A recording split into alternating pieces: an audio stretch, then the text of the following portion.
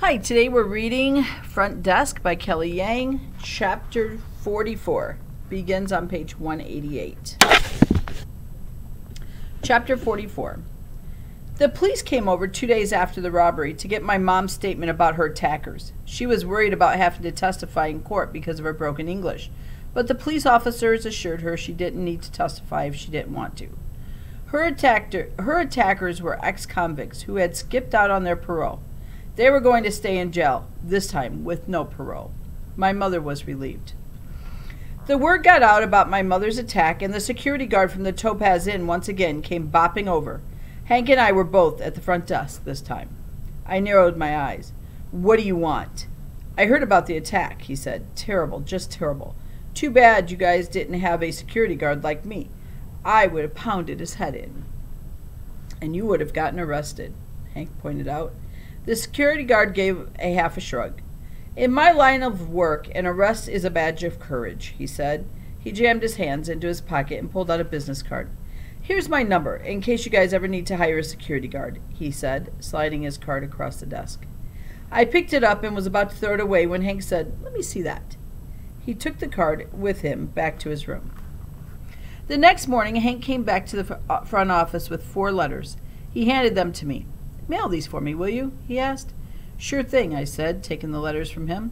The envelopes were addressed to various malls in our area: Anaheim Plaza, where my mom and I like to go, the Garden Walk, the festival over in Anaheim Hills, which was supposed to be really nice, and Canyon Plaza. One of the envelopes was not sealed tight, and as I flipped it over, the letter fell out. The word security guard caught my eye. I started reading it. "Dear Anaheim Plaza, my name is Hank Caleb, and I would like to apply for a job as a security guard in your mall. I am hardworking and honest. I am also responsible and take my job very seriously. My last job was working at a gas station. I had to do many things like tend to the cash register, keep an eye on the customers. A lot of people try to steal from gas stations.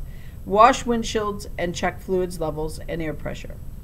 During my entire time working at the gas station, I was never late once. I take great pride in my work, and I would like the opportunity to be a security guard because I like helping people and keeping them safe. If you hire me, I will not let you down. I would be honored to come in for an interview. Sincerely, Hank Caleb." I thought it was a wonderful letter, and as I read it, I wanted to run out the back, find Hank, and give him a big hug. I hoped they give him an interview and didn't just write back asking for a reference letter. I started thinking some more about this pesky reference letter. If only there was a way I could help him get one. That's when it dawned on me. I got out a piece of paper and started writing. "Dear employer, I would like to recommend Hank Caleb to you as a security guard. Hank Caleb has been a security guard at the Calvista Motel from June until now, and he is the most responsible, capable, and courageous security guard we have ever had. Recently at the Calvista, we had an unfortunate event in which some dangerous people tried to steal money from the cash register. One of our managers tried to stop them and was beaten up and had to go to the hospital. Hank immediately ran after the attackers. He chased them 4 blocks.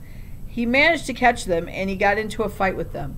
Unfortunately, some cops saw Hank getting into a fight with them, and he ended up arrested. But the point is, Hank went out of his way to protect his managers, when most security guards would have stayed back. You will not find a better security guard than Hank. Please find the receipt of the hospital bill stapled as proof, as evidence. If you have any questions, please call the Calvista at 555-281-0482. Sincerely, the managers of the Calvista Motel." It took me 2.5 hours and 5 drafts to write the reference letter. I didn't want the letter to sound like it came from a kid, so I borrowed Mrs. T's dictionary, thesaurus, again, and tried to make it as good as Hank's. I submitted simple words for fancier words and checked all the tenses and grammar. Finally, after proofreading it 10 times, I copied the letter onto 4 clean white sheets of paper. I also wrote Hank's letters in a different handwriting, and I changed all the stuff he wrote about working at a gas station to working at the Calvista. As I was forging Hank's signature, I felt a teeny tiny bit bad. Was what I was doing wrong? What if I got caught? Would Hank be mad at me? Part of me wanted to go over and tell Hank what I was doing, ask him if it was okay, but the other part worried me. the other part of me worried he would say no, especially given the strict views on reference letters. As I fretted over what to do, I glanced over at my math textbook and thought of my mom. She told me once that when she was a little girl, she would eavesdrop on her brother's math lessons with his tutor. Her family only had enough money for one math tutor to come by the house, and her parents did not think it was useful to educate a girl. But my mother, because she loved math so much, refused to give up. She would listen in on her brother's lessons every week. If the tutor assigned homework, she would secretly do the homework. And here's the funny part.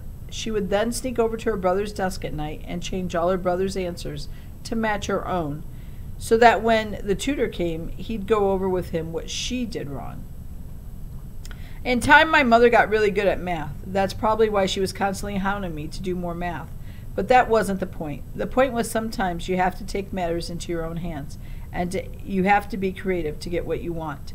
I stuffed the letters into the new envelopes. As I licked them shut, I whispered under my breath, "Please let this work."